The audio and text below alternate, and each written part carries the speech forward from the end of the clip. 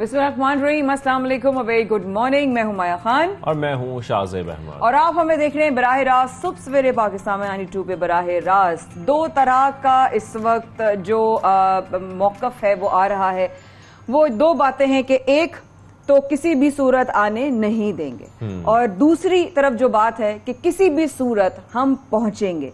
इन तमाम सिचुएशन में जहां रास्ते बंद हो रहे हैं, कंटेनर्स लग रहे हैं, कंटेनर्स शायद गिराए जा रहे हैं, लेकिन एक चीज एक आम पाकिस्तानी की हैसियत से, क्या ये हमारा सवाल करना गलत होगा या ये दुआ करनी जो है हमें इस वक्त जरूरत वक्त नहीं है कि अल्लाह ताला सब खैर रखे, सब सुकून से रहे, पाकिस्तान में अमन रहे, हमारी दुआ तो हो सकती है, लेकिन जो सूरत हाल हम देख रहे हैं, जिस तरीके से शेख रशीद साहब भी कह रहे हैं कि खूनी तसादुम तो होगा, और जिस तरीके से हम ये भी देख रहे हैं कि हुकूमत कह रही है कि हम आपको रोक के दिखाएंगे, और इमरान खान साहब की जानब से जैसे कहा जा रहा है कि हम वहां पहुंचकर दिखाएंगे, तो जैसे माया जिक्र कर रही है, तो फिर हम यही देखेंगे गिरफ्तारियां भी होंगी, रुकावटें पैदा की जाएंगी, उन रुकावटों को हटाने की कोशिशें की जाएंगी, उसमें तसादुम होगा। साजिब, कितने लोग फंसे हुए हैं, टूरिस्ट जो आए हैं वो फंसे हुए हैं, सिविलियंस जो है वो अलग फंसे हुए हैं, इमरजेंसीज हैं, लोगों को बीमार होता है, कोई अलील होता है, खुदा न खास्ता इस तरह की सिचुएशन होती है, लोग फंसे हुए हैं। ऐसी सूरत हाल में हमें क्या लगता है कि क्या हो सकता है? खैर, प्रोग्राम का आगाज करते हैं सुबनामा के साथ। तहरीक इंसाफ का आज इस्लामाबाद की तरफ लॉन्ग मार्च जो है वो रवाना होगा। इमरान खान काफिला लेकर सुबह 11 बजे पेशावर से रवाना होंगे, जीटी रोड की रास्ते इस्लामाबाद दाखिल होंगे। लाहौर से इस्लामाबाद भी ऐसे ही लोग शाहजेब जा रहे हैं। और आज का वक्त एक से कुछ देर बाद ही 1 से 1.5 घंटे के बाद ये काफिले रवाना होना शुरू हो जाएंगे। पार्टी की क़यादत ने कारकुनों को सुबरावी रोड पर बत्ती चौक जमा होने की हिदायत भी की है। साथ में आपको ये बताएं कि वज़ीर आला गिलगित बल्तिस्तान की क़यादत में काफिला इस्लामाबाद की तरफ रवा दवा है इस वक्त ऑलरेडी, और साथ में तहरीक इंसाफ ने गिरफ्तारियों के बाद नई हिकमत अमली भी तैयार की है कि अगर गिरफ्तारियां क्योंकि हो भी चुकी हैं कुछ तो, और बाकी ये भी मुसलसल जारी भी हैं, तो उसके बाद उनकी हिकमत अमली क्या होगी, इस हवाले से उन्होंने अपनी पार्टी की आदत को आगाह किया है। साथ में जीटी रोड मोटरवे दोनों को इस्तेमाल करने का फैसला किया गया है। ना सिर्फ जीटी रोड को इस्तेमाल किया जाएगा, मोटरवे को भी इस्तेमाल किया जाएगा, यानी कि दोनों रास्ते बंद होंगे। ओह गॉड, यानी कि अगर अगली खबर की बात करें तो इमरान खान कारकुनों को इस्लामाबाद के डी चौक पहुंचने की कॉल दी, जिस तरह शाहजेब ने ये बताया। साबिक वज़ीर आज़म का लॉन्ग मार्च के हवाले से वीडियो बयान जारी हुआ, जो कि अभी इस वक्त खबरों में चल भी रहा है, आप देख रहे हैं, जिसमें कहा गया कि हकीकी आज़ादी मार्च के लिए निकले। अब ये मौक़िफ़ जो खान साहब का है कि पहले एक जाहिर एक फीडबैक है लोगों का कि भाई खान साहब जब पहले आए थे हुकूमत से पहले जो उनका लॉन्ग मार्च था उसमें उन्होंने अलग दूसरे वादे किए थे, इस बार उन्होंने दूसरे जो है वो उनका एक अज़म है कि आज़ादी की मार्च है और गुलामी से निजात है, जेलों से नहीं डरना, मौका मिला है, आजाद हो जाएं या गुलाम रहें, अगर अब नहीं निकले तो आइंदा नस्लें माफ नहीं करेंगी। खान साहब ने फरमाया मुल्क पर अमरीकी गुलामों को मुसल्लत किया गया। बिल्कुल उन्होंने ऐसा कहा है। साथ में आपको ये बताएं कि लाहौर में तहरीक इंसाफ के खिलाफ जो क्रैकडाउन हुआ उसके दौरान हमने देखा कि गोली लगी थी एक एहलकार को और वो शहीद हो गए थे, पुलिस एहलकार, उनकी अब तदफीन कर दी गई है। ये खबर आ रही है जिसमें वज़ीर आला पंजाब हमजा शहबाज साहब ने भी शिरकत की है। साथ में आपको ये भी बताएं कि राना सनाउल्लाह जो कि वज़ीर दाखिला हैं, उन्होंने कहा है कि इस एहलकार के जो कातिल हैं उनमें कौन कौन शामिल है, उन्होंने नाम लिए हैं इमरान खान साहब का, साथ में शेख रशीद साहब का, और उनके जो दीगर साथी हैं उनका नाम लिया है। साथ में आपको ये बताएं कि आगे बढ़कर लॉन्ग मार्च का जिक्र करेंगे तो लॉन्ग मार्च और रास्तों की बंदिश, इसमें हम ये भी देख रहे हैं बंदिश तो खैर हो ही रही है, लेकिन साथ में जो तालीमी सरगर्मियां वही मुतासर हो रही हैं। पंजाब में यूनिवर्सिटीज़ ने आज होने वाले तमाम इम्तिहानात मुलतवी कर दिए हैं। हम देख रहे हैं कि मैट्रिक का जो मुतालिब पाकिस्तान का पेपर था लाहौर और रावलपिंडी में, वो भी मुलतवी कर दिया, वो भी मुलतवी हो चुका है। अब ये देखिए तमाम चीजें कहीं ना कहीं, क्या ये सोच मेरे ख्याल में एक तरह से शाहजेब साहब ये भी आ रहा है कि तालीम अफेक्ट हो रही है, इकोनॉमी अफेक्ट हो रही है, रोजमर्रा की जो एक नॉर्मल लाइफ है वो अफेक्ट हो रही है। अगर आप स्कूल की बात कर रहे हैं तो प्राइवेट स्कूल्स का जो है वो आज छुट्टी का जो है वो ऐलान अभी आपने बताया, साथ में इस्लामाबाद के मुख्तलिफ प्राइवेट स्कूल्स ने जो है वो छुट्टी का भी ऐलान किया, इम्तिहानात मुलतवी हो रहे। रावलपिंडी की हदूद में तमाम जितने निजी सरकारी स्कूल हैं वो आज बंद रहेंगे लॉन्ग मार्च की वजह से। महकमा तालीम सिंध ने भी ऐलान किया है, और वो भी जरा मेरा ख्याल है ऐलान एक बहुत जरूरी है कि 1 जून से Shahzeb if I am not mistaken 31 जुलाई तक, बिल्कुल 1 जून से लेकर और 31 जुलाई तक छुट्टियों का बकाया तौर पर ऐलान कर दिया गया है। सूबे के तमाम तालीमी इदारों में मौसम गर्मा की छुट्टियां, जिसका ऐलान किया गया है। नोटिफिकेशन भी इसका बकायदा तौर पर जारी हो गया है और इस नोटिफिकेशन के बाद अब हम देख रहे हैं कि सिंध ने, जो महकमा तालीम सिंध है, उन्होंने ये ऐलान किया गर्मियों की छुट्टियों का। साथ में आपको बताएं कि ये तो खैर सियासी खबरें, सुबनामा की कुछ दीगर खबरें भी आ रही हैं। स्टेट बैंक के हवाले से स्टेट बैंक ने किस्तों पर गाड़ियां खरीदने की जो मुद्दत है वो कम कर दी है और अब ये होगा कि जो 1000 सीसी से ऊपर की गाड़ियां हैं, अगर आपने वो फाइनेंस करानी है बैंक से, तो वो मिनिमम या बल्कि मैक्सिमम 3 साल के लिए फाइनेंस हो सकेंगी। उससे ज्यादा आप सालों के लिए फाइनेंस यानी कि पहले जो 5 साल भी लेते थे वो अब नहीं हो सकता, मैक्सिमम 3 साल तक जा सकते। 3 साल 1000 सीसी से ऊपर की जितनी भी गाड़ी है वो 3 इयर्स के लिए आप उनको लीज पे ले सकते हैं। ठीक है। हुर्रियत रहनुमा यासीन मलिक को जाली मुकदमे में मुजरिम करार देने के खिलाफ, बिल्कुल। लेकिन उससे पहले हम ज़लज़ले का भी जिक्र कर लें। पेशावर और बाजोड़ में ज़लज़ले के झटके महसूस किए गए थे और पैमा मरकज के मुताबिक जो ज़लज़ले की शिद्दत थी वो 5.3 बताई जा रही थी। अब आप बताएं। बिल्कुल बहुत ज्यादा, 5.3 is a lot of magnitude. I mean अल्लाह ताला खैर रखे। कुछ दिन पहले हमने 2-3 दिन पहले कोयटा के हवाले से भी सुना था। तो अब यही है कि एक मौसम आता है, ऑब्वियसली ज़लज़लों का एक सिचुएशन आती है, अल्लाह ताला खैर रखे।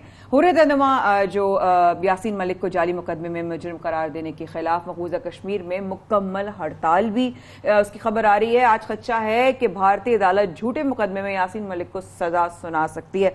हमने प्रोग्राम में इसके हवाले से पहले भी कवर किया था, उनकी एलिया से भी बात किया था। बिल्कुल प्रोग्राम में आगे चल के इस पर भी बात करेंगे। डेफिनेटली आज 25 मई लॉन्ग मार्च का दिन, काफिले रवाना हैं अपने अपने शहरों से।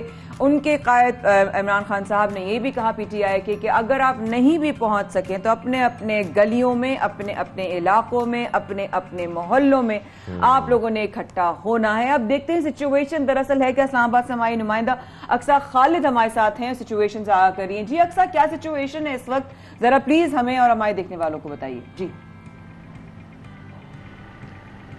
जी बिल्कुल, जैसा कि हम जानते हैं कि आज जो है वो पीटीआई का लॉन्ग मार्च होने जा रहा है और काफिलों ने जो है वो इस्लामाबाद का रुख कर लिया है। इस्लामाबाद का तो रुख कर लिया है, लेकिन उनको रोकने के लिए यहाँ पर भरपूर तैयारियां की जा रही हैं। कल शाम से ही इस्लामाबाद रावलपिंडी के तमाम एंट्री पॉइंट्स को भी बंद कर दिया गया था। इसी के साथ मरी रोड को, फैजाबाद को, मेन एंट्री पॉइंट्स डी चौक को कल हमने देखा कि बाकायदा तौर पर कल सुबह ही सील कर दिया गया था। श्रीनगर हाईवे की जो है वो अभी पर सुना भी था और आपने काफी डिटेल से हमें समझाया भी। अब मैं जरा समझना चाहती हूँ वो लोग जिनको खुदा न खास्ता कोई इमरजेंसी होती है या टूरिस्ट आए हुए हैं या इस तरह की आवाम जो आम आवाम है, उनकी स्कूल का तो हमने सुन लिया कि जी आज आम तातील हो गई है, लेकिन आप जरा उन लोगों के लिए बताएं कोई ऑल्टरनेटिव रास्ता, कोई इस तरह का सिचुएशन उनके लिए ईज किया गया है, कोई कुशन दिया गया है ताकि लोग कम से कम अपने अपनी मंजिलों पे पहुंच सकें। जी अक्सा। नहीं जी, कल देखिए जब डी चौक को सील किया गया ना, तो उसके साथ ही जो सरकारी ऑफिसर्स थे उन्होंने कच्चा रास्ता अपनाकर अपने दफातर का रुख किया था। इसी के साथ आज भी चंद लोग हमसे पूछने आए कि हमने फेडरल डायरेक्टरेट जाना है तो कहाँ से जाया जाए, तो हमने उनको भी यही गाइड किया कि रास्ते जो है वो तमाम बंद कर दिए गए हैं। सिर्फ इस्लामाबाद के अंदर के कुछ रास्ते जो कि एक दूसरे से मरकज टच करते हैं वो हम खुले हुए देख रहे हैं। जो मेन एंट्री पॉइंट्स हैं और जो मेन रोड्स भी हैं ना, इवन श्रीनगर हाईवे है, डी चौक के रोड्स हैं, F6 है, F7 वाली साइड है, फैजाबाद में, सब बंद कर दिया गया और आम लोगों को इस वक्त सख्त परेशानी हो रही है। मैंने खुद थोड़ी देर पहले देखा कि यहाँ पर पुलिस एहलकार थे और वो उनको हदायत जारी कर रहे थे कि आप वापस अपने घरों को जाएं क्योंकि सब कुछ जो है वो बंद नजर आ रहा है। एजुकेशन जो है, एजुकेशन सिस्टम आज बंद है, तमाम सरकारी दफातर बंद है, प्राइवेट स्कूल्स बंद हैं और इसी के साथ जो है वो सरकारी स्कूल्स भी बंद है, यूनिवर्सिटीज़ बंद हैं और इस वक्त जो है वो बोर्ड के इम्तहानात भी हो रहे हैं, यूनिवर्सिटीज़ में भी स्टूडेंट्स के इम्तहानात हो रहे हैं, तो तमाम चीज़ें जो है वो ऑनलाइन पे शिफ्ट कर दी गई हैं और जो लोग हम यहाँ पर देख रहे हैं जो बाहर निकल रहे हैं, जैसे आप बता रही हैं के दाखिली और खारजी रास्ते सारे बंद किए गए हैं, तो यकीनी तौर पर शहरी तो बहुत परेशान हो रहे होंगे। अगर हम इस्लामाबाद के अंदर की भी बात करें तो रेड जोन के आसपास एक तो सिक्योरिटी कैसी है ये जरूर बताइएगा, क्या सिक्योरिटी इंतजाम किए गए हैं, क्या तैयारियां की गई हैं। सेकेंडली जो लोग हैं उनसे आपकी बातचीत लाजमी हुई होगी, उनका क्या इस वक्त उनके कमेंट्स हैं, वो क्या कह रहे हैं, उनका आना जाना कितना मुश्किल हुआ वैसे इस्लामाबाद में? जी बिल्कुल, जो इस्लामाबाद में लोग रह रहे हैं यहाँ पर, जिनकी रिहाइश यहाँ पर, वो इस वक्त जो है वो सख्त तंगी का सामना कर रहे हैं। रात से ही जो लोग अपने घरों को जा रहे थे, उनका ये कहना था, जब हमने उनसे कल भी बात की, उनका यही कहना था कि बहुत मुश्किल है, अभी से ही रास्ते बंद कर दिए हैं, हालांकि लॉन्ग मार्च तो कल है। और जब हम आज सुबह आए, जब आज हमने लोगों की सूरत हाल देखी, तो आज भी ये है कि जो लोग इस्लामाबाद के अंदर रिहाइश है जिनकी, वो भी अपने घरों से बाहर नहीं निकल पा रहे, जिनको जो है वो हॉस्पिटल जाने, क्योंकि हमारा जो गवर्नमेंट हॉस्पिटल है, पिम्स अस्पताल का अगर जिक्र कर लूं यहाँ पर, तो पिम्स अस्पताल लोग नहीं पहुंच पा रहे, क्योंकि जो मेन रोड्स हैं वो तमाम तर बंद कर दी गई हैं। इसी के साथ जो है वो लोगों को सिक्योरिटी के हवाले से अगर मैं आपको थोड़ा सा अपडेट करती चलूं, तो कल तो सिक्योरिटी कुछ खास नहीं थी, लेकिन आज जो है वो पुलिस एहलकार यहाँ पर मौजूद हैं। तमाम जोन्स के, इस्लामाबाद जोन्स के जो SSP हैं वो खुद यहाँ पर आए, मेरे सामने मैंने खुद आंखों देखी ये बात है कि उन्होंने यहाँ पर खड़े होकर कंटेनर्स लगवाए बाकायदा तौर पर, और यहाँ से लोगों को वापस जाने का लगा दिए गए हैं। सख्त सिक्योरिटी है, जो इस्लामाबाद पुलिस है वो सारे ये मामला देख भी रही है। साथ में जैसे कि बताया जा रहा है अक्सर खालिद की जानब से कि जो दाखिली और खारजी रास्ते हैं वो भी बंद किए गए। अक्सर थैंक यू वेरी मच, आपने अपडेट किया।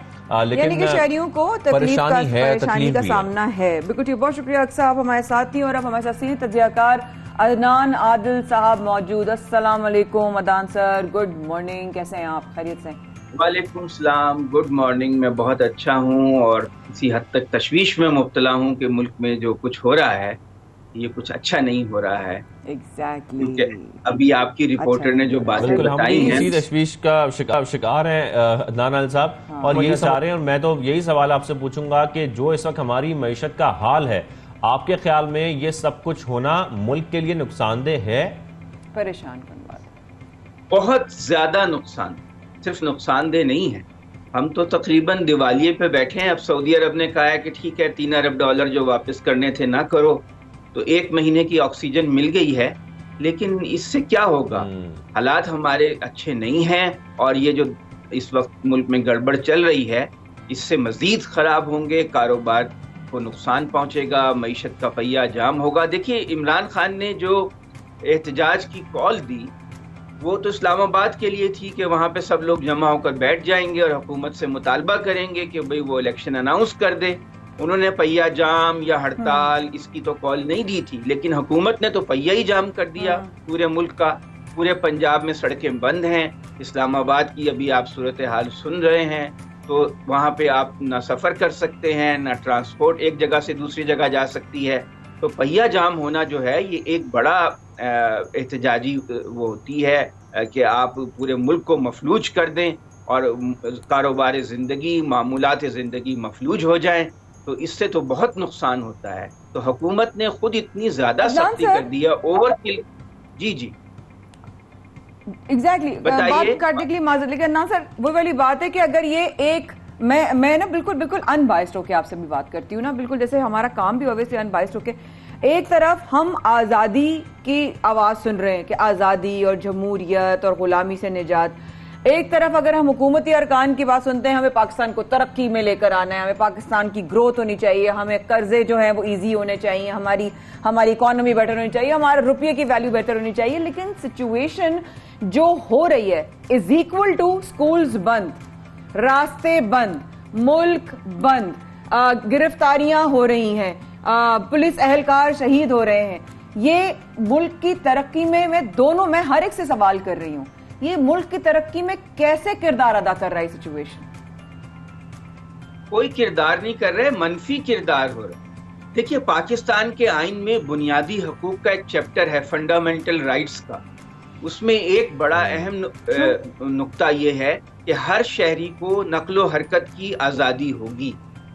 तो आपने तो नक्लो हरकत की आज़ादी बंद कर दी, लोग सफ़र नहीं कर सकते एक जगह से दूसरी जगह।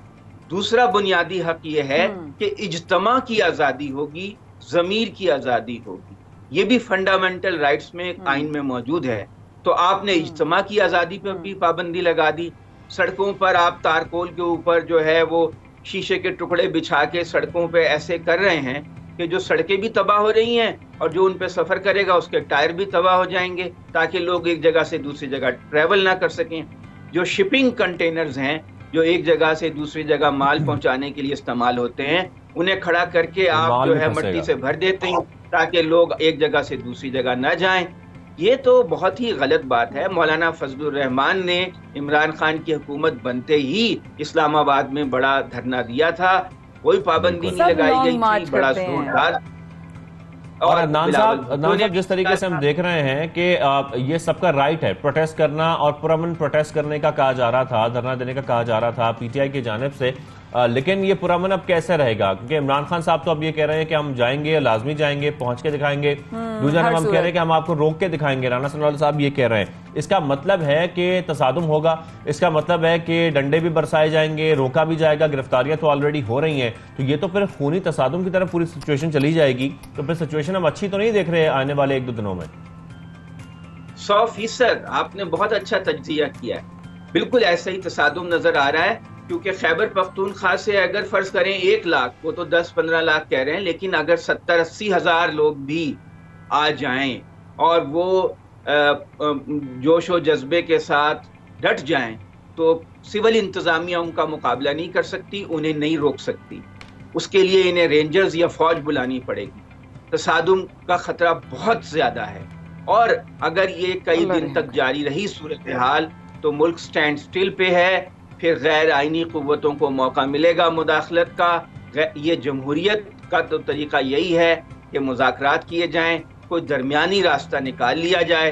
कुछ इमरान खान जो हैं वो अपने मौक़िफ़ में नरमी करें, कुछ हुकूमत करे और दरमियान का रास्ता निकाल लें। लेकिन अगर ये नहीं करते तो फिर पूरा मुल्क जो है इस वक्त स्टैंड स्टिल पे तो आ गया है। पेट्रोल की भी फराहमी बंद हो रही है, स्कूल बंद हैं, जैसे आपने पूरी तफसील अभी बताई है, इंटरनेट को भी बंद करने की बातें हो रही हैं। तो इस तरह तो मुल्क जो है नहीं चल सकता, मईशत भी तबाह होगी। अच्छा अदनान साहब, अगर ये वहां पर पहुंच जाते हैं, धरना दे देते हैं और ये धरना जारी रहता है, आप समझते हैं कि उससे इतना प्रेशर बिल्ड होगा गवर्नमेंट पर कि नए इंतखाबात हो जाएंगे?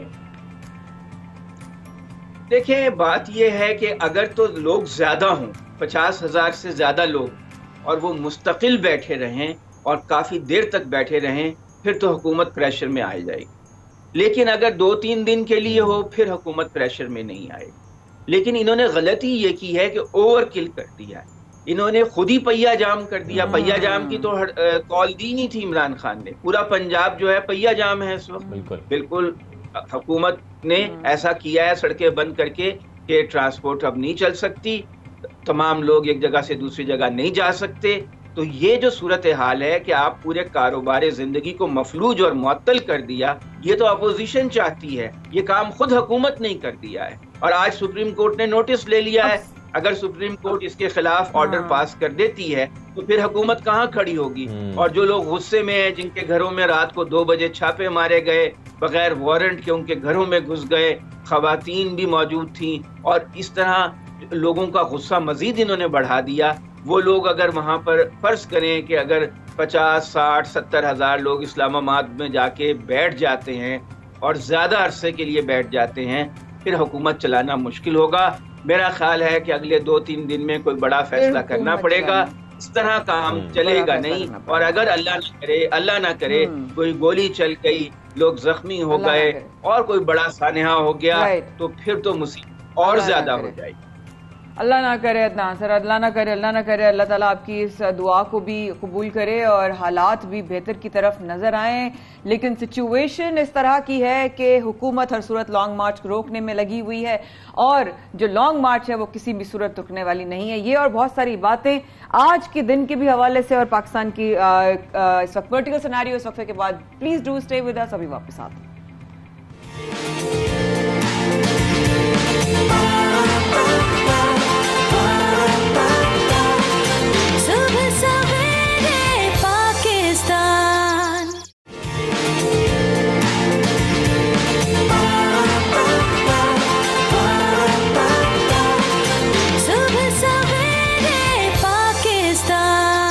फिर हमारे साथ आने का बेहद शुक्रिया। शाहजेब और माया आप लोगों के साथ सुबह सवेरे पाकिस्तान में आई2 न्यूज़ पे बराह रास्त इस बात को और इस सोच को हमने वक्फे में भी नहीं छोड़ा, और हम लोग यही डिस्कस कर रहे थे कि जो सिचुएशन इस वक्त नजर आ रही है वाकई परेशान कुन है। मुल्क जो है वो बिल्कुल शाहजेब इस तरह रुक गया है, रास्ते बंद है। सबसे ज्यादा पता है वो सोच रही थी बात, इस तरह अक्सर बता रही थी हम इस्लामाबाद से हमारी नुमाइंदा, कि जिस तरह कच्चे रास्तों से लोग जा रहे हैं, तो काफी लोग कच्चे रास्तों से नहीं जा सकते, लोग बेचारे मजबूर हैं, क्योंकि जाहिर बात है लोगों ने दफातर जाना है, रोजगार कमाना है। तो ऑलरेडी महंगाई इतनी ज्यादा है कि लोग चीजें अफोर्ड नहीं कर पा रहे हैं। वो काम करना चाहते हैं तो सड़कें बंद हो जाती हैं, शहर बंद हो जाते हैं। लेकिन खैर मुख्तलिफ पॉइंट ऑफ व्यूज हैं जो हम जान रहे थे। अदनान अल साहब भी हमारे साथ मौजूद थे। लेकिन इस वक्त हुकूमत क्या कर रही है, हुकूमत की क्या हिकमत अमली है, वो जानना बहुत जरूरी है। वज़ीर दाखिला साहब राना सनाउल्लाह साहब हमें ज्वाइन करते हैं। राना सनाउल्लाह साहब, आपको खुशामदीद कहेंगे सुबह सवेरे पाकिस्तान में।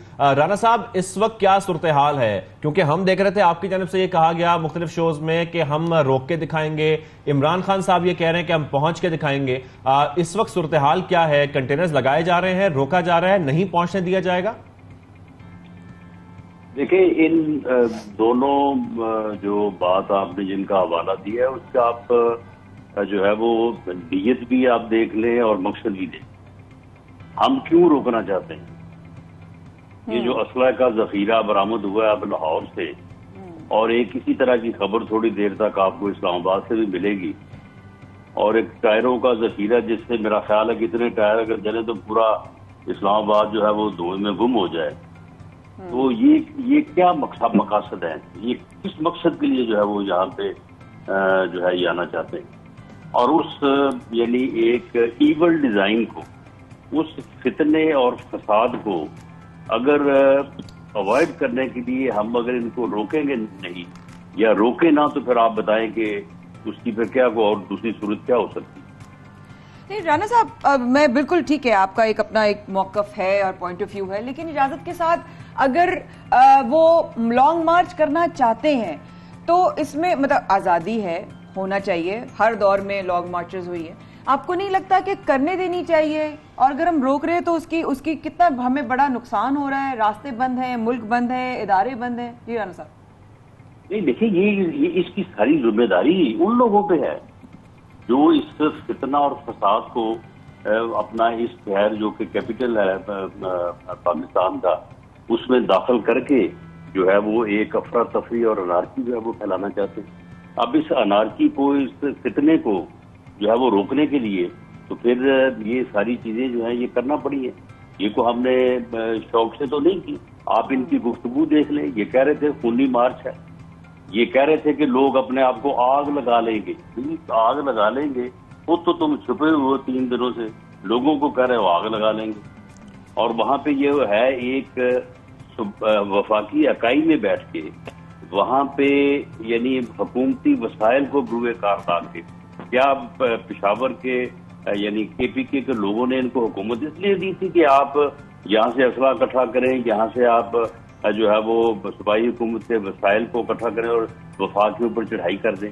ये वजीर आला जो है वो खुद इसके साथ उस यानी जत्थे का जो है वो सरगना बन के आ रहा है, जो जत्था जो है वो इस्लामाबाद के ऊपर हमलावर हो रहा है। तो इस सूरत हाल में इसके अलावा तो हमारे पास कोई ऑप्शन नहीं है। कल ये गए हैं इस्लामाबाद हाई कोर्ट में, तो इस्लामाबाद हाई कोर्ट में चीफ जस्टिस साहब ने कहा कि जी दे एफिडेविट, आप कोई वाकया जो है वो नहीं करेंगे, वायलेंस नहीं करेंगे तो आप जिम्मेदार होंगे। दौड़ गए वहां से कि जी हम ये नहीं दे सकते। तो फिर अभी अगर ये नहीं दे सकते तो फिर यही कुछ जो है वो करना हमारी जिम्मेदारी है, वरना कल को आप हमें पकड़ेंगे कि जी आप हाथ पे हाथ धर के क्यों बैठे रहे। आप गवर्नमेंट से आपको चाहिए था कि लोगों के जानो माल की हिफाजत के लिए जो है वो पूर्व इंतजाम करते। अच्छा राना साहब आप वजीर दाखिला हैं। इमरान खान साहब बार बार जिक्र कर रहे थे कि मेरी जान को खतरा है। एक तो मुझे ये जरूर बताइएगा कि क्या कोई थ्रेट अलर्ट ऐसा जारी किया गया है कि वाकई उनकी जान को खतरा है, ऐसा कुछ हुआ है? सेकेंडली, जब मार्च की बात हो रही है तो बिलावल भुट्टो साहब ने मार्च की, मरियम नवाज साहिबा ने मार्च की, फजलुर रहमान साहब ने मार्च की, उनको रोका नहीं गया। इमरान खान साहब के दौर में उन्होंने ये मार्च की थी। लेकिन अब आप देख सकते हैं कि जिस तरह से खदशे के ऊपर गिरफ्तारियां की गई, घरों पर छापे मारे गए, आप समझते हैं अगर ये करने से बेहतरी आएगी या ये करने से तसादुम मजीद बढ़ेगा? उनको मार्च करने दिया जाता, उनको जाने दिया जाता, रुकावटें पैदा ना की जाती?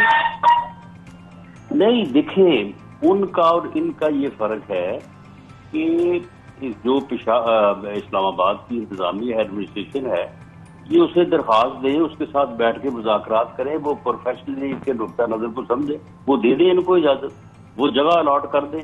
मौलाना फजल रहमान साहब को जो जगह अलॉट हुई थी उससे अगर वो आगे पीछे हुए तो बता दें। इसी तरह से बिलावल भुट्टो जरदारी साहब ने जहां पे कहा था कि जी मैं यहाँ पे आगे जलसा करूंगा, कितने बजे मैं डिस्पर्स हो जाऊंगा, अगर उसमें उन्होंने कोई 10 मिनट का भी फर्क डाला है आप बता दें। ये तो बात ही और कर रहे हैं, इनकी बात तो आप सुने ना। यानी मेरी ये गुजारिश है कि आप इन चीजों को एनालाइज करें ये वो बात नहीं कर रहे जो जमहूरी एहतजाज या लॉन्ग मार्च की बात होती, ये बिल्कुल इंटायरली डिफरेंट बात कर रहे हैं। अब उसके ऊपर अगर यकीन आपने करना है तो चले आप जिम्मेदारी उठाएं, अदालत में जिम्मेदारी उठाएं, सुप्रीम कोर्ट मोअज़्ज़ज़ अदालत जिम्मेदारी उठाए। हमारा तो कोई जाती है, हमको अपने घर की हिफाजत तो नहीं कर रहे। एक कैपिटल शहर है, पूरा रियासत का जो है वो कैपिटल है, उसकी हिफाजत कर रहे हैं, लोगों की हिफाजत कर रहे हैं। हमारे घरों पे भी इन्होंने हमले किए हैं किसी वक्त में। खुद इमरान खान साहब मेरे घर का घेराव जराव करने के लिए एक दफा गए थे वहां पे, तो हमने तो कोई उस वक्त जो है वो कोई हुकूमती ना जो है वो सपोर्ट हासिल की, ना किसी को कहा। तो ये जो है ये हमारी जिम्मेदारी है, इसमें आप इसको एनालाइज करें और इसको आप इस तरह से जो है वो आप इसको मिक्सअप ना करें। अच्छा राना साहब, सिचुएशन इस वक्त जो हम देख रहे हैं वो कुछ ज्यादा अच्छी नहीं, हमें एक फीलर आ रहा। आपकी राय में क्या सिचुएशन है? सिक्योरिटी मेजर्स क्या ले रहे हैं? क्या खतरात लाहक हो सकते हैं? चाहे वो जान किसी पुलिस एहलकार की जाए या किसी आम इंसान की जाए, जान तो इंसानी जाएगी, जान तो पाकिस्तानी की जाएगी। उसके लिए हमें क्या प्रिकॉशनरी मेजर्स हम एक्सपेक्ट कर सकते हैं? जी राना साहब। देखिए, हमने जो स्ट्रेटजी डिजाइन की है वो प्रोफेशनल लोगों ने की है, हमने तो सिर्फ उनको पॉलिसी दी है। कोई यानी जो है वो दू बदू या जिसे आप कहते हैं कि कम्बैट, वो इस किस्म की कोई सूरत हाल नहीं है। डिस्टेंस से अवॉइड करने और कंट्रोल करने और जो है वो पीछे हटाने की जो है वो पॉलिसी है। तो इसलिए गवर्नमेंट के या स्टेट के जो इंतजाम है उसके पेश नजर तो कोई इस किस्म का वाकया जो है होने का एहतमाल ही नहीं। बाकी ये क्योंकि मसला आ रहे हैं, इन्होंने प्राइवेटली जो अपना वो गंडापुर है वो आ रहा है, उसके साथ मसला लोग हैं और ये टीयर गन्स लेके आ रहे हैं कि पुलिस के ऊपर हम टीयर गैस जो है वो फेंकेंगे। तो ये सारी चीजें जो हैं, अगर अब वहां से अगर वायलेंस होती है और उस वायलेंस के नतीजे में ये खुद ही, क्योंकि ये इन्होंने कल अपनी निजी मैसेज में बात किया है कि कम से कम अगर हमें कोई 5-7 लाशें मिल जाएं, डेड बॉडीज मिल जाएं, तो हम अपने मकसद में कामयाब हो जाएंगे। अब उस चीज को हासिल करने के लिए अगर ये कोई ड्रामा करते हैं या कोई इस किस्म का कोई फसाद करते हैं, तो हमने कैमरे जो है वो लगाए हैं हर जगह पे जहाँ राना साहब कोई इंटरेक्शन होगा। राना साहब, तो एक तरफ हुकूमत खड़ी है, कैप्चर करेंगे विद एविडेंस। एक तरफ हुकूमत खड़ी है, एक तरफ हम देख रहे हैं इमरान खान साहब ये मार्च कर रहे हैं, लेकिन जब ऐसे हालात होते हैं, जब इस किस्म के तसादुम होते हैं, तो कोई तीसरा फायदा उठा लेता है। Exactly. आप समझते हैं, आप वजीर दाखिला हैं, कि कोई ऐसा खतरा भी है कि कोई तीसरा फायदा उठा सकता है जिससे मुल्क को काफी नुकसान पहुंच सकता है? ये इसी के पेश नजर हमने कोई तकरीबन जो है वो मुख्तलिफ जगहों पे जो है वो कैमरे लगाए हैं, जिनकी तादाद कमोबेश जो है वो कोई 400-500 के लगभग है। तो अगर कोई ऐसा फायदा उठाएगा तो इंशाअल्लाह ताला हम कोई जुबानी इल्जाम तराशी नहीं करेंगे, हम विद एविडेंस जो है वो हर चीज कैप्चर करेंगे और वो हम पेश करेंगे कौम के सामने कि ये इन लोगों ने की। अब आप मुझे बताएं कि ये बनी गाला से उठ के जो है ये पेशावर क्या लेने चले गए? ये सारे पंजाब से भाग के ये पेशावर क्यों चले गए? ये रहते ना यहाँ पे, और यहाँ पे रह के जो है वो सारे इंतजाम करते और लोगों को बुलाते। राना साहब, क्यों चले गए आपकी नजर में? इसलिए चले गए हैं कि लोगों को ज्यादा से ज्यादा जो है वो गुमराही का शिकार करके, पुरजोश करके उनको अपने साथ लेके आए। इनको ये था कि अगर हम इधर बनी गाला में बैठे रहेंगे तो कोई नहीं आएगा। राना साहब, आखिर में सिर्फ एक बात बता दें, 126 दिन के धरने ने हुकूमत तब्दील कर दी। आप समझते हैं कि इस बार भी धरने से कोई ऐसा ही असर पड़ेगा? नहीं, 126 दिन के धरने ने कब हुकूमत तब्दील की थी? उसके बाद हुकूमत हमने को तकरीबन मेरा ख्याल 4 साल उसके बाद हुकूमत की है। धरनों से हुकूमत तो तब्दील नहीं होती, लेकिन बहरहाल ये है कि मुल्क का नुकसान होता है। इस वक्त इकॉनमी जो है वो आपकी वो बिल्कुल जो है वो अब वो अल्फाज एज पर खड़ी है, अपनी जुबान पे नहीं लाने चाहिए। वो इस सूरत हाल में खड़ी है कि जिसे मेल्ट डाउन कहते हैं, ये होने को है। हमारी पार्टी में एक बहुत स्ट्रॉन्ग राय, बल्कि हमारे कायद मियां नवाज शरीफ साहब भी इस बात के ऊपर जो है वो क्लियर नहीं थे। वो भी ये कह रहे थे कि हमें ये गंद नहीं उठाना चाहिए, हमें जिम्मेदारी नहीं लेनी चाहिए। लेकिन आखिर रियासत है, अगर इस तरह से लोग छोड़ के भागेंगे तो फिर तबाही आएगी, तो फिर शिकार तो सारे ही होंगे ना, कोई हम बच तो नहीं जाएंगे। अल्लाह आसानी की इस सूरत हाल में जो है वो हमने ये फैसला किया है और इस फैसले को मैं समझता हूँ कि पूरी कौम को सपोर्ट करना चाहिए। आप सबको जो है वो सपोर्ट करना चाहिए। पाकिस्तान में अगर अनारकी होती है, अफरा तफरी होती है, तो उसका बेनिफिशरी कोई नहीं होगा, ये भी नहीं होंगे, इमरान खान साहब भी नहीं होंगे। वो इसलिए जो है ये मैं समझता हूँ कि ये रवैया जो इन्होंने अपनाया है चढ़ाई करने का कि जी हम आ रहे हैं जी, ये जो है ये रवैया ये गलत है। अपने मुतालबात ये रखें, अगर इन्होंने धरना देना है तो आए, आगे इस्लामाबाद की एडमिनिस्ट्रेशन से बात करें, उनके साथ कमिटमेंट करें, अदालत में करें, आए बैठे दें, धरना दें, पूरा मन करें। बिल्कुल बिल्कुल सही, पूरा मन करें। बिल्कुल सही। आपका कमेंट हमारे पास आ गया। दाखिला राना सनाउल्लाह साहब हमारे साथ मौजूद थे और इस वक्त जो मुल्क की सूरत हाल है पूरी बड़ी डिटेल में एग्जैक्टली राना साहब ने भी ये सवाल किया कि वो बनी गाला से पेशावर क्यों चले गए। ये ऑब्वियसली एक उन्होंने सवाल किया और साथ में ये भी बड़ा जानना जरूरी है कि पेशावर की क्या सिचुएशन है। इस्लामाबाद से तो हमने अक्सर से पूछा, लेकिन जहां इस वक्त पीटीआई के रहनुमा मौजूद हैं इमरान खान साहब और जहां से वो थोड़ी देर बाद लेकर निकलेंगे अपना काफिला, वहां की सिचुएशन क्या है। हमारे साथ हमारे नुमाइंदा 92 न्यूज जिशान का आखिल मौजूद है। जी जिशान, क्या सिचुएशन है वहां पर इस वक्त?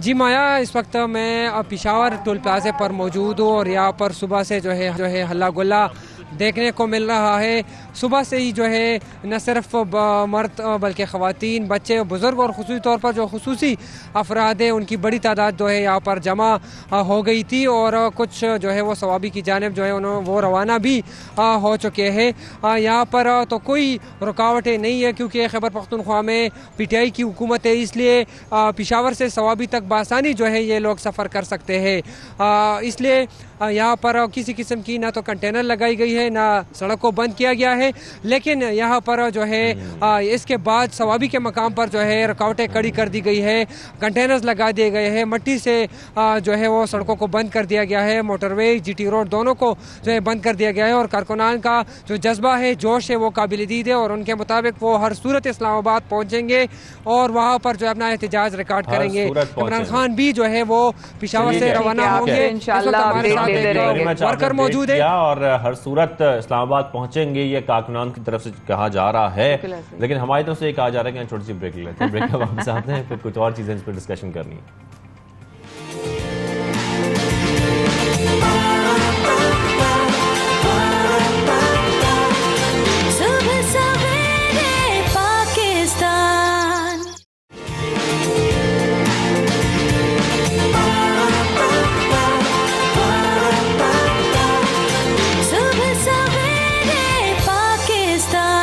Welcome back. आप देख रहे हैं सुबह सवेरे पाकिस्तान, माया खान और शाहज़ेब अहमद के साथ। सियासी सूरत-ए-हाल पर बात हो रही है, इस्लामाबाद की तरफ जो लॉन्ग मार्च चल रहा है उस पर बात हो रही है। रेड जोन में हम देख रहे हैं कि वहां पर सिक्योरिटी सख्त कर दी गई है, साथ में अस्पतालों के लिए हाई अलर्ट भी जारी किया गया है। लेकिन इसी मामले पर मुख्तलिफ सियासी पहलुओं पर बात करनी है। उस्मान डार साहब हमें ज्वाइन कर चुके हैं, पीके रहनुमा है, उनसे हम बात करेंगे। डार साहब आपको खुशामदीद करेंगे। डार साहब, राना सनाउल्लाह साहब से जब बात हुई तो उन्होंने कहा किसी सूरत लॉन्ग मार्च की इजाजत नहीं है, खुदा न खास्ता मुल्क खाना जंगी की तरफ तो नहीं जा रहा। आप क्या सूरत हाल देख रहे हैं ओवरऑल? देखें, ये बुज़दिल वज़ीर दाखिला राना सनाउल्लाह अटक पुल के ऊपर मोटरवे पे जीटी रोड पे कंटेनर लगाकर रेत और मट्टी डालकर क्या बड़के लगा रहे हैं। मैं समझता हूँ कि इमरान खान अभी निकला नहीं है और हमारी हकीकी आज़ादी मार्च कामयाब होगी। पूरा पंजाब लॉकडाउन है, खैबर पख्तूनख्वा और पंजाब का जो बॉर्डर है वो लॉकडाउन कर दिया गया है। मुल्क की मुआशत तबाही की तरफ जा रही है। हम तो यहाँ ही रहेंगे, ये कंटेनर लगा दे, ये समझते हैं कि हकीकी आज़ादी मार्च को कंटेनर लगा कर रोक लेंगे। कल 2 दिन बाद 4 दिन बाद हटाएंगे तो सही, हम रुकने वाले नहीं हैं। अगले 10 दिन कंटेनर लगा के रखो, 10 दिन बाद इस्लामाबाद पहुँचेंगे। साहब, आपको नहीं लगता है जो पकड़ दकड़ हो रही है ये मुल्क की सियासत के लिए खतरनाक हो सकती है, और अगर हाँ तो कितनी खतरनाक हो सकती है? कि इस तरह की बदतरीन मिसाल डिक्टेटर परवेज़ मुशर्रफ के दौर में भी नहीं मिलती। जिस तरह खौफ में, बुखलाहट में, घबराहट में इन्होंने हमारे कारकुनान और लीडरशिप के घरों पे छापे मारे, और मुझे इन बेशर्मों को ये कहना पड़ रहा है कि ख़वातीन का चादर और चार दीवारी का इन्होंने तकद्दुस पर माल किया, सीढ़ियाँ लगाकर, दीवारें फलांग कर बच्चों को, ख़वातीन को हरासा किया। मैं इन्हें ये पैगाम देना चाहता हूँ कि हमें भी इन सब के घरों का पता मालूम है। इस हद तक ना जाओ कि फिर हमें भी रद्द-ए-अमल के लिए रिटेलिएशन के करें और फिर आप लोगों के भी अहले हाना इन सब लेकिन डॉक्टर साहब, अगर ये पकड़ धकड़ का सिलसिला ना रुका तो फिर पीटीआई की अगर हम बात करें तो आप लोगों की तरफ से क्या सख्त रद्द-ए-अमल आ सकता है? आप लोगों की क्या प्लानिंग है? देखिए, कितने के पकड़ेंगे? पाकिस्तान की जेलें कम पड़ जाएंगी, यहाँ तो नई जेलें बनाएं। ये पाकिस्तान अजीम पाकिस्तान नहीं, और ख़ास तौर पे ये नौजवान जो बाहर निकले हैं, ना ये प्रिजनर वैनों से डरने वाले हैं, ना ही ये जेलों से डरने वाले हैं। और अगर इन्हें शौक़ है तो जेलों में भी डाल के देख लें। ये जेलों में डाल कर थक जाएंगे, जेलों में जगह ख़त्म हो जाएगी, लेकिन हकीकी आज़ादी की ये मार्च रुकने वाली नहीं है। खान साहब कह रहे हैं कि नई हुकूमत ने मईशत को जो है वो तबाह किया, जबकि वजीर आजम और जो वजीर जितने भी वफाकी वजीर हैं वो कह रहे हैं जी आप लोगों ने मईशत का जो है वो बेड़ा गर्क किया।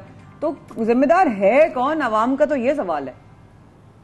देखिए, 6 हफ्तों में जो तबाही इन्होंने मईशत की है, डॉलर 200 रुपये क्रॉस कर गया। 6 हफ्तों में 22 रुपये US डॉलर बढ़ा है। स्टॉक एक्सचेंज कहाँ था, किधर आ गया है? फैसले ये मईशत के ले नहीं पा रहे। एक बनिए की दुकान, एक किराना स्टोर भी 11 लोग उस पर बैठ जाएं, फैसला ना करें, वो भी तबाह हो जाएगी। ये तो फिर भी अजीम 22 करोड़ पाकिस्तानियों का मुल्क है। इसलिए अगर आप ख़ुद सोचें या ख़ुद फैसला करें, अगर हम इन्हें मज़ीद 6 हफ्ते दें इस मुल्क में हुकूमत करने के लिए, खुदा ना हास्ता ये पाकिस्तान को श्रीलंका वाले हालात में ले जाएंगे। इसलिए हकीकी आज़ादी मार्च में मैं इन तमाम व्यूअर्स को जो आपके सुन रहे हैं, आप बाहर निकलें। मेरा लीडर इमरान खान 3 बजे श्रीनगर हाईवे, जो कि पहले कश्मीर हाईवे के नाम से जानी जाती थी, वहाँ पहुँचेगा। आप लोग भी निकलें, फैमिलीज निकलें, बच्चे निकलें। ये बताइएगा, क्या सिक्योरिटी एजेंसी की तरफ से कोई इत्तला दी गई है कि खान साहब की जान को खतरा है?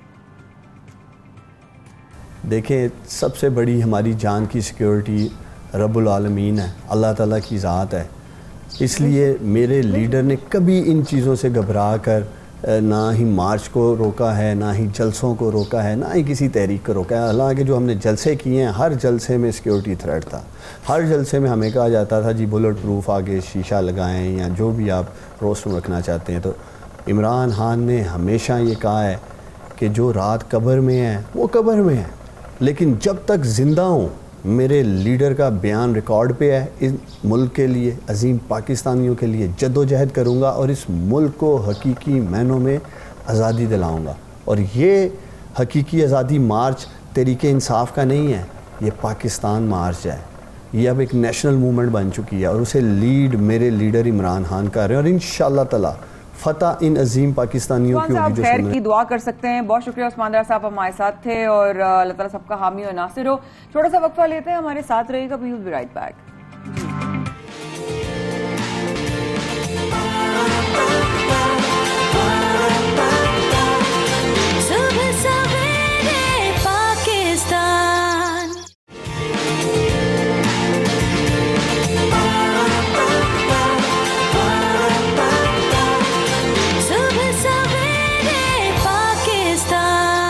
पाकिस्तान में शाहजेब और हमारे साथ रहने का बहुत बहुत शुक्रिया। शाहजेब, आप कौन कौन से स्पोर्ट्स खेलते हैं? मैं खेलता वैसे सिर्फ क्रिकेट और बास्केटबॉल हूँ, लेकिन एक हमारा कौमी खेल है जिसको बहुत इग्नोर किया जाता है, लेकिन नहीं करना चाहिए हमें, और मुझे उसको देखने में बड़ा मजा आता है, लेकिन मुझे ऑब्वियसली खेलनी नहीं आती। हम हॉकी की बात कर रहे हैं और एशिया हॉकी कप में कौमी टीम बेहतरीन खेल पेश कर रही है, जिसपे हम बहुत प्राउड फील कर रहे हैं। बहुत अच्छा लग रहा है क्योंकि रिवायती हरीफ भारत के खिलाफ तो मैच 1-1 से बराबर हो गया, वो हम सब ने देखा। लेकिन अगर हम बात करें इंडोनेशिया की और हमारे शाहीनों की, तो पाकिस्तान ने उनको 13 गोल से हराया है। 13 गोल, अनबिलीवेबल, यानी कि 13 गोल से हराया गया है और उनको शिकस्त दी है 13 गोल से। हॉकी टीम की बेहतरीन परफॉर्मेंस पर बात करने के लिए आज हमारे साथ मेहमान भी मौजूद हैं, साबिक ओलंपियन और हॉकी टीम के प्लेयर हैं शहबाज सीनियर साहब हमारे साथ मौजूद हैं। शहबाज साहब को खुशामदीद करेंगे सबसे पहले पाकिस्तान में।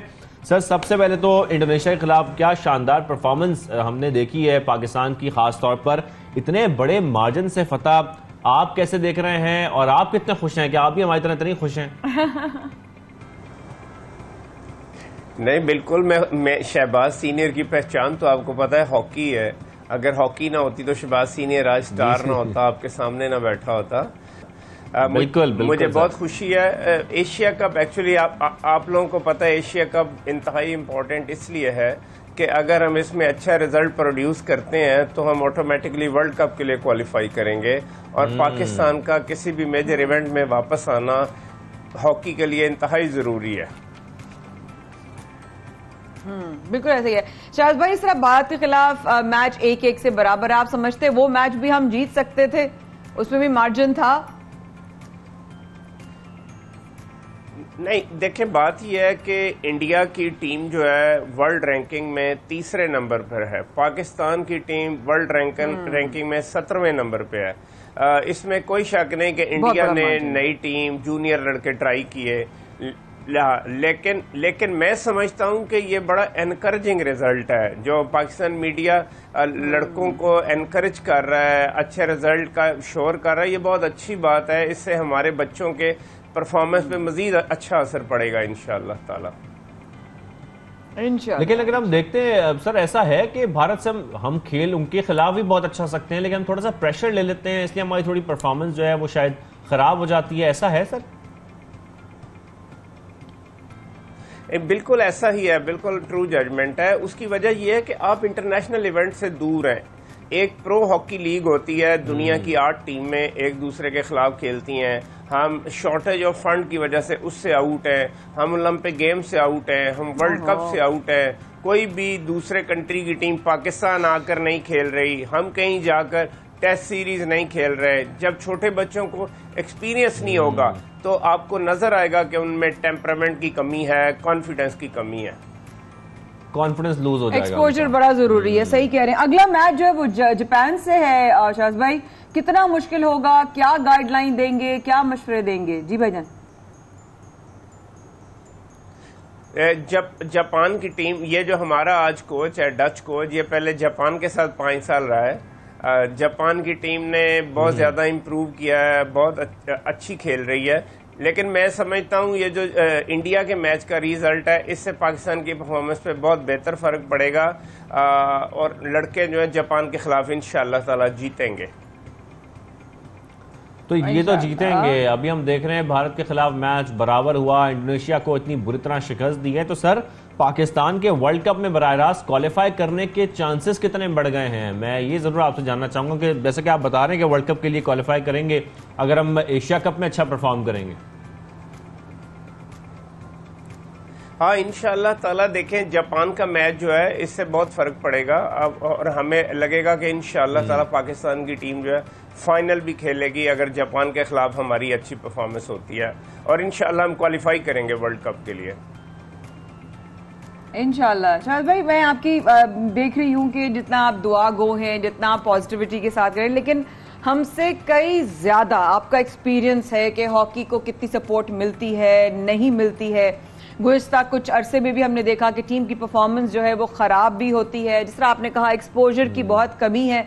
क्या समझते हैं इस तरह से जब ये 13 गोल का ये जो एक इस तरह का बैरियर सेट होगा, वो कॉन्फिडेंस लेवल को बढ़ाने में या आगे हमारे हॉकी टीम के लिए सपोर्ट पैदा करने में कितना बड़ा किरदार अदा कर सकता है? देखिए, इंडोनेशिया के खिलाफ जो आपकी परफॉर्मेंस है, 13 गोल है, ये किसी ने भी याद नहीं रखनी, क्योंकि इंडोनेशिया जो है रैंकिंग में कहीं भी नहीं है, दुनिया में एग्जिस्ट ही नहीं करता। हमें चाहिए कि लड़कों के एक्सपोजर के लिए कोशिश करें कि ये फॉरेन टूर पे ज्यादा से ज्यादा जाएं। और मैं आपके प्रोग्राम के हवाले से ये भी बताना चाहूँगा, पिछले 20-25 साल में मैंने किसी भी हुकूमत को नहीं देखा जिसने हॉकी को पैटर्नाइज किया हो, स्पोर्ट्स बोर्ड ने अपना किरदार जो है फाल अदा किया हो, स्पोर्ट्स मिनिस्ट्री जो है उसने प्रॉपर वर्किंग नहीं की। हॉकी जो है हमारी वो बहुत ज़्यादा निगलेक्ट हुई है, और अब जो लड़के जॉबलेस हुए हैं, इससे बच्चे बहुत ज़्यादा डिस्करेज हुए हैं। अगर हम इनको फाइनेंशियली सपोर्ट नहीं करेंगे, लुक आफ्टर नहीं करेंगे, तो कौमी खेल जो है मजीद दम तोड़ देगा। मैं इसी तरह फारदा शहबाज साहब की जिस तरीके से हम क्रिकेट को देखते हैं, वैसे तो खैर ये अफसोसनाक बात है कि एक खेल को इग्नोर किया जाए, दूसरे खेल को प्रमोट किया जाए, वो भी कौमी खेल को। कमर्शियली हमारे क्रिकेटर्स बड़े पॉपुलर हो जाते हैं, पैसा बहुत ज्यादा है, लोग उनको सराहते बहुत ज्यादा हैं, डिस्कशन बहुत होती हैं, इवन क्रिकेट प्रोग्राम्स बहुत होते हैं, और जारी बात है उसमें ग्लैमर अलग है। आप समझते हैं कि हॉकी में थोड़ा ग्लैमर कम होने की वजह से या पैसा कम होने की वजह से जिस तरह से टैलेंट आपका क्रिकेट में सामने आता है वो हॉकी में सामने नहीं आ पाता, और उसको हमें निकालने की जरूरत है ताकि नए लड़के हॉकी में आए और इस गेम को प्रमोट भी करें? और जाहिर बात है ज्यादा से ज्यादा टैलेंट आएगा तो परफॉर्मेंस में भी फर्क पड़ेगा, अच्छी परफॉर्मेंस होगी।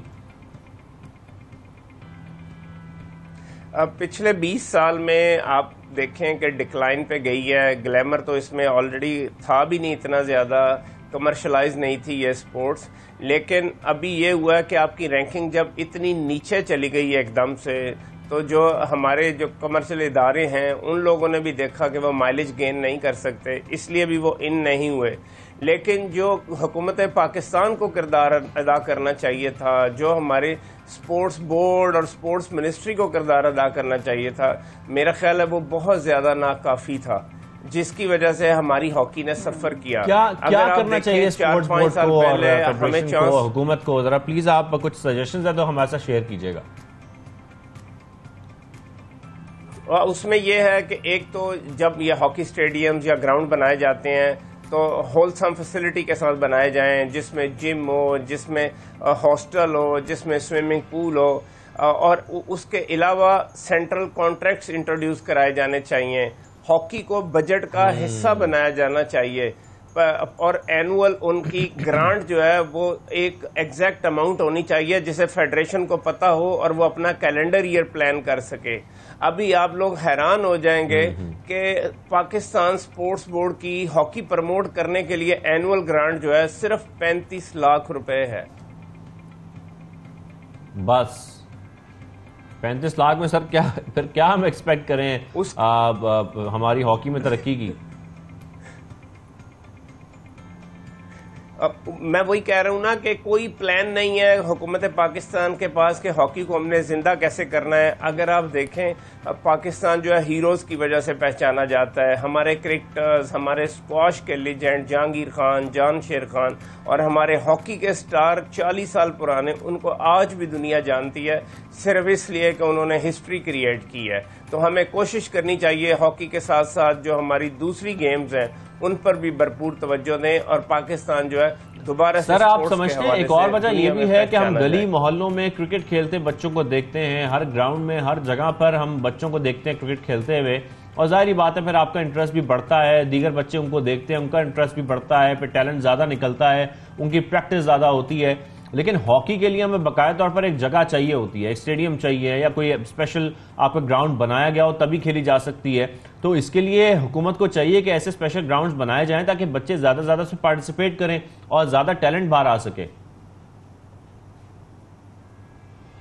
अब बिल्कुल ठीक है। एक्चुअली क्रिकेट में अगर आप देखें, अगर आप टेनिस बॉल के साथ भी अच्छी क्रिकेट खेलते हैं तो आप वीकेंड पे पैसे कमा सकते हैं, टूर्नामेंट में पार्टिसिपेट करके अर्निंग कर सकते हैं।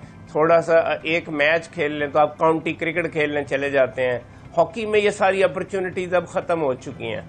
हॉकी एक एक्सपेंसिव खेल हो चुका है, उसका जूता 15,000 का है, उसकी हॉकी स्टिक 15,000 रुपए की है, प्रॉपर वेन्यू अवेलेबल नहीं है, प्रॉपर फैसिलिटी अवेलेबल नहीं है, और क्रिकेट का क्रेज देखकर हर बच्चे की कोशिश और ख्वाहिश होती है कि वो जी।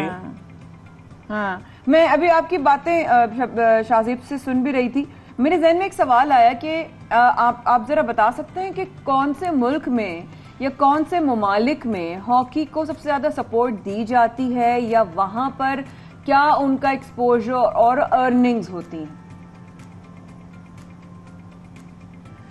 मेरे ख्याल में मैं हॉलैंड 4 साल रहा हूँ। हॉलैंड जो है अगर आप 3 घंटे गाड़ी चलाते हैं एक कोने से दूसरे कोने तक तो पूरा हॉलैंड खत्म हो जाता है।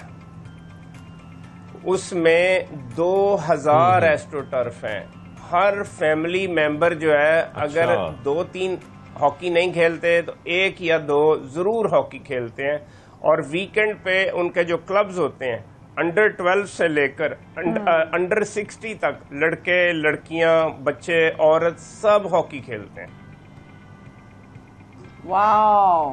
वाह, यानी कि एक पूरा उन्होंने कल्चरल अवेयरनेस की हुई है। बहुत शुक्रिया आप हमारे साथ शहबाज भाई मौजूद थे, thank you so much, God bless you. और आपके सेशन के बाद, आज के बाद दुआ करते हैं कि हॉकी के लिए भी कुछ ब्राइट फ्यूचर हो पाकिस्तान में और उनके लिए globally. Thank you so much Shahbaz senior साहब हमारे साथ मौजूद, साबिक ओलंपियन। और वाकई में हमारा कौमी खेल है शाहजेब, हमें उसे फोकस करना चाहिए और भी हमें उसके बारे में जिक्र करना चाहिए। बिल्कुल, और जिक्र करना चाहिए, लेकिन हॉकी की बात तो हुई और उसमें हम कंग्रेचुलेशंस भी कहेंगे हमारी टीम को, जिस तरीके से परफॉर्म वो कर रही है, आगे भी उनको कामयाबियां मिलती रहें। लेकिन हम कुछ जिक्र करेंगे क्रिकेट का, जैसे कि बार बार बात होती है, हमारा ज़्यादा इंटरेस्ट भी होता है क्रिकेट में और हमें दीगर गेम से भी इंटरेस्ट बढ़ाना चाहिए, गलत बात है ये, खैर, लेकिन फिर भी हमारा क्रिकेट में इंटरेस्ट है, बहुत ज्यादा है। हम बात करेंगे क्रिकेट में गेम डेवलपमेंट प्रोग्राम की हम बात करेंगे। माया, जरा बताएं गेम डेवलपमेंट प्रोग्राम में क्या होने जा रहा है? ओवरसीज पाकिस्तानी बच्चों की क्रिकेट टीम बनाने और सितंबर में कौन बनेगा खैबर पख्तूनख्वा क्रिकेट चैंपियनशिप मुनक्कद कराने का ऐलान कर दिया। भाई तो मुझे लगा आपने कहने कहा है वो कौन बनेगा करोड़पति, जबकि बैरून ममालिक में ट्रायल्स भी लिए जाएंगे। पेशावर ज़ल्मी की कोशिश है कि अरबाब नया स्टेडियम को फाल करके वहां PSL का एक मेला सजे। भाई इससे कितना नया टैलेंट उभर कर सामने आएगा ना, मतलब एक बच्चा होता है, ऐसे लोग लुक फॉरवर्ड करेंगे, जो नहीं भी होंगे ना आसपास के, वो कहेंगे यार चलो ये तो जो बेहतरीन इकदाम उठाए जा रहे हैं, इस पर हमें बात करनी है। और हमें ज्वाइन किया पेशावर ज़ल्मी के हेड कोच और साबिक बॉलर मोहम्मद अकरम साहब ने। अस्सलाम वालेकुम सर, कैसे हैं आप? उम्मीद है खैरियत से हैं, ठीक ठाक हैं? वालेकुम अस्सलाम, बिल्कुल खैरियत, उम्मीद है आप लोग भी खैरियत से होंगे। बिल्कुल सर पेशावर ज़ल्मी माशाल्लाह पाकिस्तान क्रिकेट के लिए बड़ी खिदमात इस वक्त दे रहा है, बेहतरीन प्रोग्राम्स मुतारिफ कराए जा रहे हैं, जैसे कि हम बात भी कर रहे हैं इस डेवलपमेंट प्रोग्राम की भी। सबसे पहले गेम डेवलपमेंट प्रोग्राम से मुतालिक बताइएगा, इसमें क्या होने जा रहा है? बेसिक जो गेम डेवलपमेंट का काम होता है कि बच्चों में शौक कैसे बढ़ाया जाए, फर्स्ट स्टेप ये होता है कि स्पेशली हम लोग तो बचपन से देख रहे हैं, specially while playing county cricket के वो क्या करते थे, लेकिन अब जो ये हर बच्चा मोबाइल फोन और लैपटॉप और आईपैड लेके बैठ गया घरों में और ग्राउंड का रुख नहीं कर रहा, तो इसके लिए हम लोग भी मुख्तलिफ किस्म की मीटिंग करते रहते हैं कि इनको ग्राउंड में वापस कैसे लाया जाए। जो आप सब ने सुना होगा कि जिस मुल्क के ग्राउंड आबाद हो, वहाँ के जो हॉस्पिटल होते हैं वो वीरान होते हैं। बिल्कुल, तो बिल्कुल। हम दोबारा से ये ग्राउंड को आबाद करने की कोशिश कर रहे हैं। तो 7 साल पहले जब ये PSL शुरू हुआ, तो जिस रीजन को हम रिप्रेजेंट कर रहे हैं, उसमें उस वक्त बहुत खाना जंगी थी, आप लोगों को भी पता है कि वो सबसे हार्ड हिट एरिया था, स्पेशली जब हम लोग वजीरिस्तान और इन इलाकों में जाते हैं। तो मैंने और जावेद अफरीदी ने यही बैठ के डिसाइड किया कि इंस्टेड के हम यहाँ क्रिकेट शुरू कराएं, सबसे पहले क्रिकेट का हम इंफ्रास्ट्रक्चर ठीक है, जहाँ पे हम लोगों ने सबसे पहले जो डिसीजन लिया था कि यहाँ पे इनको पिचेज और ग्राउंड ठीक करके दिए जाएं। अगर आप उन एरियाज में जाओ तो वो पहाड़ों पे खेल रहे होते हैं, पत्थरों पे खेल रहे होते हैं, उनके पास शूज नहीं होते, लेकिन प्रॉपर इक्विपमेंट नहीं है उनके पास, पैशन उनका हमेशा से आसमान को छू रहा। इसमें कोई शक नहीं है, लेकिन वो वाली बात है, बैरून ममालिक में ट्रायल्स के हवाले से अगर बात करें तो ट्रायल्स कैसे लिए जाएंगे और KPK क्रिकेट चैंपियनशिप का इनेकाद कब तक होगा, उस हवाले से जरा सा बता सकते हैं आप? मैं उसी तरफ आ रहा हूँ। सबसे पहले आपने गेम डेवलपमेंट का पूछा, तो उसमें हम लोगों ने 100 से ज्यादा पिचेस बना के दी, यहाँ पे अगर हर रोज एक दिन 30 बच्चे भी प्रैक्टिस करें तो उसको मल्टीप्लाई कर लें कि कितने बन जाते हैं रोज बच्चे वहाँ पे।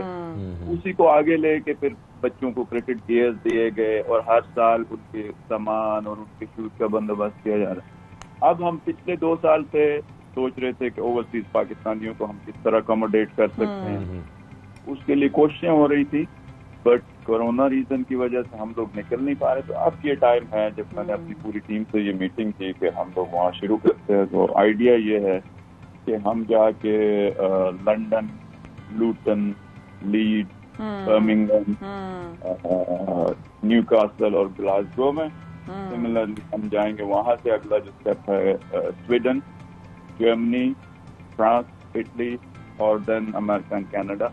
तो जहाँ जहाँ पे भी हमें नजर आया कि पाकिस्तानी ज्यादा तादाद में मौजूद है, ठीक है, वो जो बच्चा आज 7 साल पहले 14 साल का था, आज वो 20 और 21 साल का है। बिल्कुल।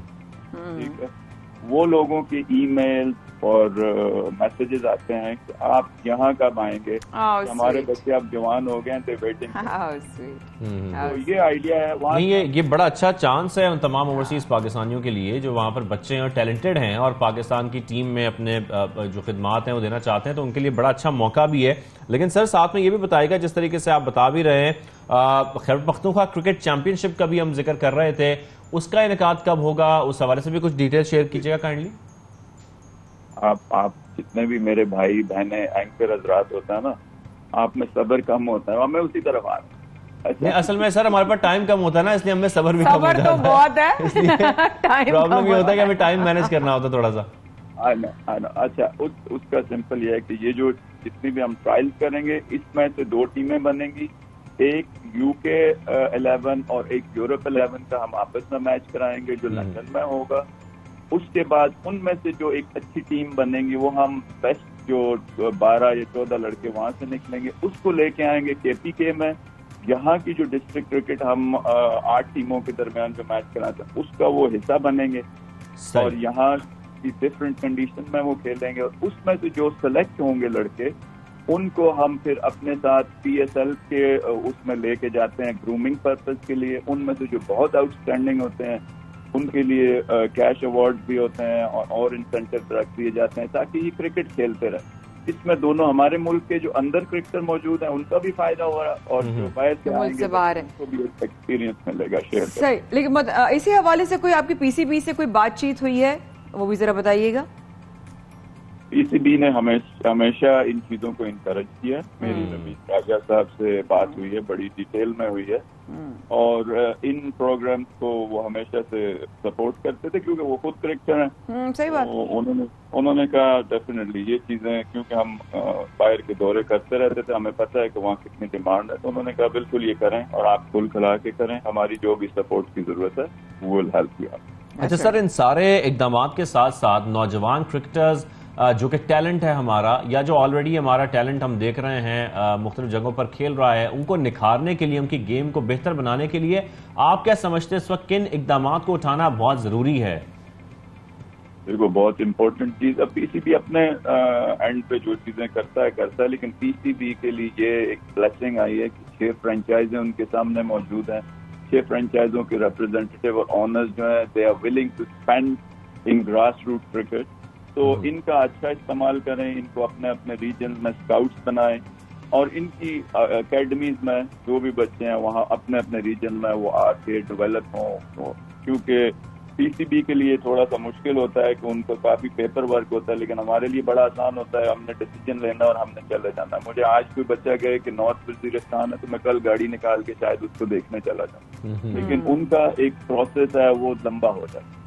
इसके लिए होना चाहिए कि वो हम लोगों को इस्तेमाल करें एज स्काउट, हमारे साथ मिलके आगे हमारे जितने भी रीजन है उसमें काम करें, क्योंकि हम मैक्सिमम जो सुपरस्टार्स हैं उनको वहाँ लेके जा रहे होते हैं। तो बच्चों के लिए जो सबसे इम्पोर्टेंट चीज होती है सोर्स ऑफ इंस्पिरेशन क्या है, तो वहाँ पे अगर आप हमारे प्रोग्राम देखें तो हम इमरान खान साहब से लेके बैरन सामी, शाहिद अफरीद, इन सबको वहाँ लेके गए, जितने भी आपके लगे उनको देख के। आज अगर आप पिशावर या KPK का दौरा करें तो चावलों का खेत हो या किसी हजाम की दुकान हो या दर्जी का, आप वहाँ पे सिर्फ जल्मी लिखा हुआ नजर आएगा और जल्मी की शर्ट पहन के भी घूम रहे होंगे वो चपली कबाब वाले। ऑनेस्टली ये शौक इतना है वाकई में शौक भी इतना है और हम बेसब्र भी बहुत हैं। लेकिन एक बात तो बताएं कि अगले सीजन में बॉस जो जालमी है वो वहाब रियाज के ऊपर कितना जो है वो कॉन्फिडेंस उनको नजर आ रहा है, कितना आपको लगता है वो कॉन्फिडेंस बरकरार होने वाला है, रहने वाला है? जी जनाब। देखो, वहाब रियाज शुरू से पार्ट एंड पार्सल रहा है सब्जी का और उसने पहले 3-4 साल बहुत ही आउटस्टैंडिंग परफॉर्म किया है। फॉर्म और ये ऊपर नीचे होती रहती है, लेकिन जो क्लास होती है वो वहाँ होती है। आई होप अभी वो 100 खेलने जा रहा है, अपनी फॉर्म रीगेन करे, पाकिस्तान के लिए खेले, हमारे लिए खेले। लेकिन ये टीम फॉर्मेशन होती है, ये एक बंदे का खेल नहीं होता, इसमें 16 लोग हैं और 11 ग्राउंड के अंदर होते हैं। वो आप जैसे जैसे उस टूर्नामेंट के नजदीक जाते हैं तो आप देख रहे होते हैं कौन इन फॉर्म है, कौन इन फॉर्म नहीं है, इनको मैंने कैसे यूटिलाइज करना है। तो वो क्लोज टू द टूर्नामेंट आप डिसाइड। ठीक है, Correct, correct. Tournament Thank decide you. होगा। Thank you very much, Thank आपने हमें you. ज्वाइन किया, डिटेल में बात भी हुई, नए टैलेंट को भी जो है वो निखारा जा रहा है, सामने आ रहे हैं, बहुत अच्छी बात है। साबिक फास्ट बॉलर मोहम्मद अकरम साहब हमारे साथ मौजूद है, इस पर डिटेल में बात हो रही थी। यहाँ पर छोटी सी ब्रेक लेंगे, ब्रेक के वापस आते हैं।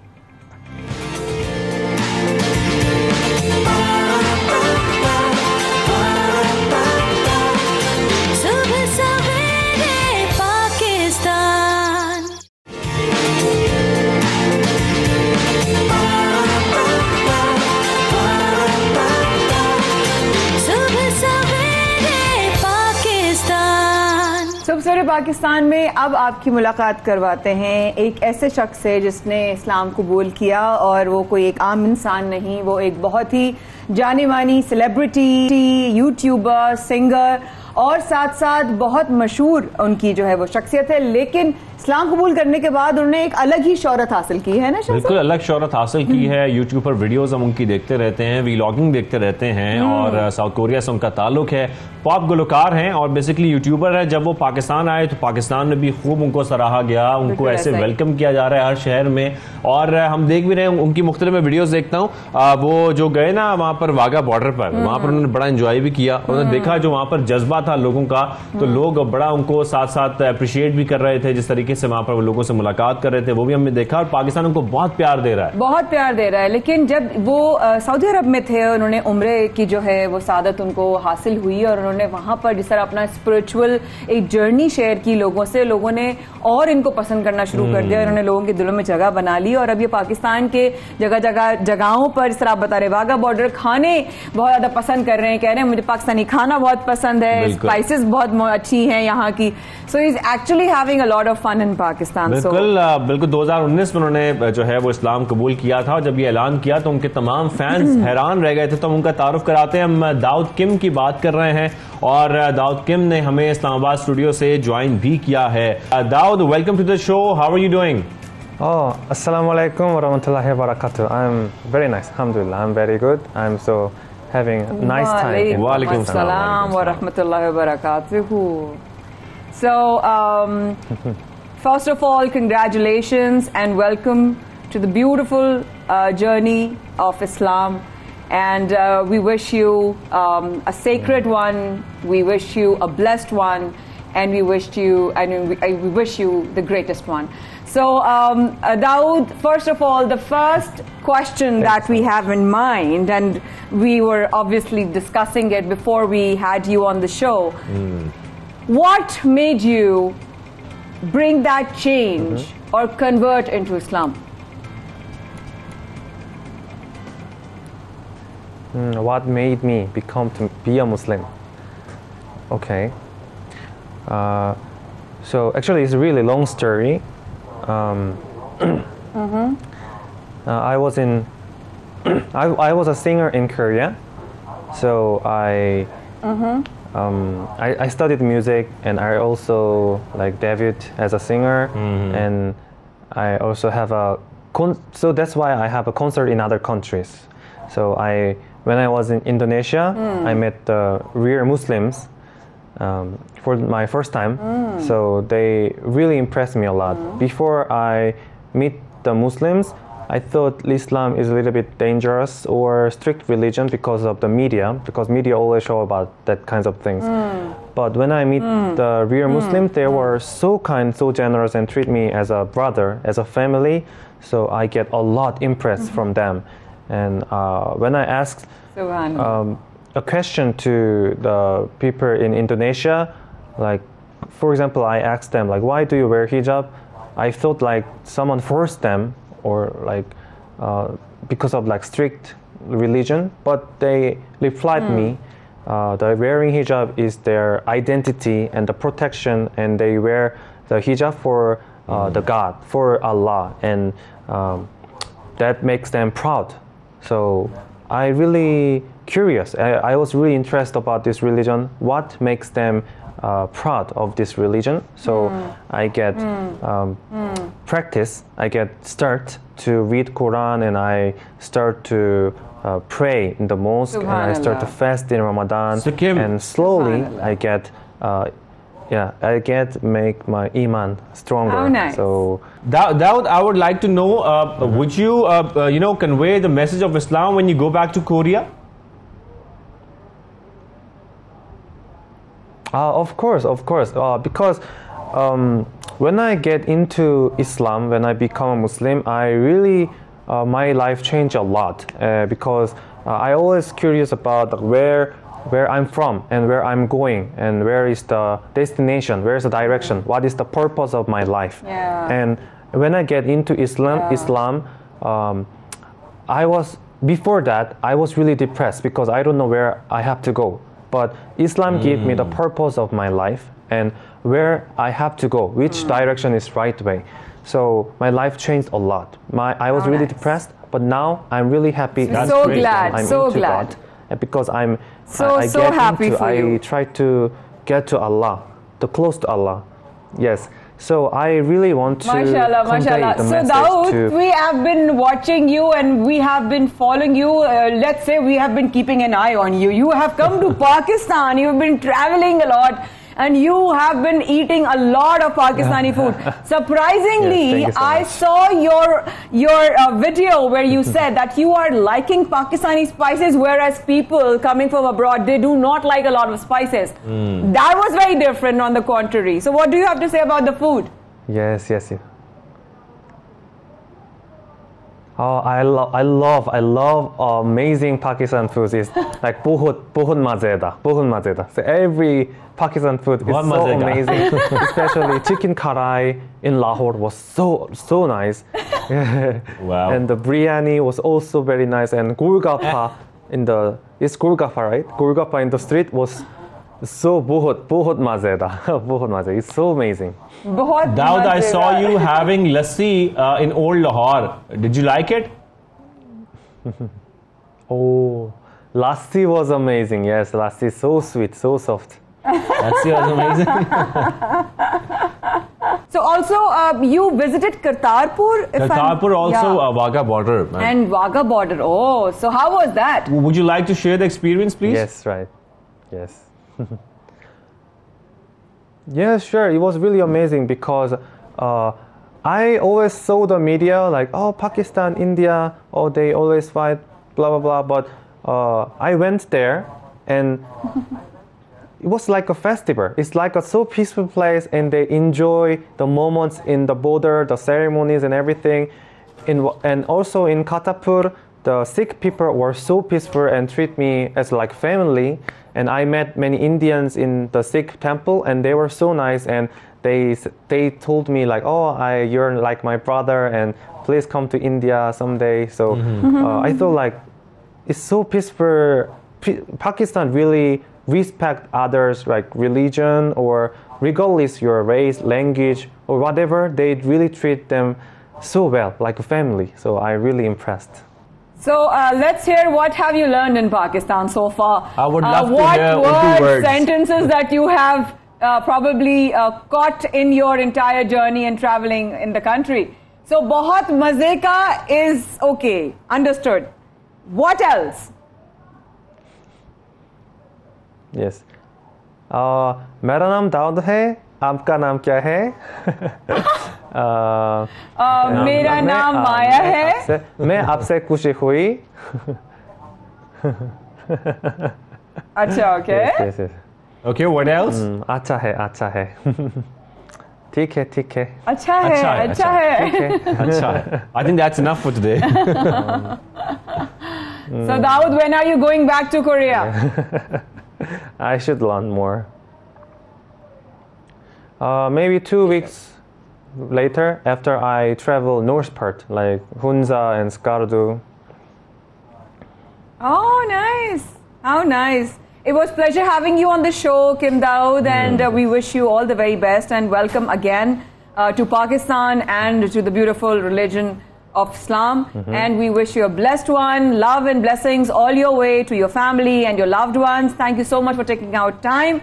एंड अस्सलाम वालेकुम व रहमतुल्लाह। Enjoy this journey. सवेरे पाकिस्तान में आज के दिन की खबरें बस इतनी ही, लेकिन ये तो गारंटी है शाहजेब के बहुत कुछ हो रहा है जिसके लिए हमें दुआ भी करनी है और हमें अपडेट भी। कल हम अपडेट करेंगे आपको कि कल क्या कुछ होगा, होने वाला है, या आज सारा दिन क्या कुछ चला, क्योंकि लॉन्ग मार्च हम देख रहे हैं, रुकावटें पैदा की जा रही हैं और जो काफिले हैं वो रवा दवाएं इस्लामाबाद की तरफ। लेकिन मजीद अपडेट जानने के लिए आपको देखना पड़ेगा सब सवेरे पाकिस्तान कल भी रहेगा हमारे साथ इंशाअल्लाह, और खैर आफियत के साथ मुलाकात होगी। पाकिस्तान जिंदाबाद।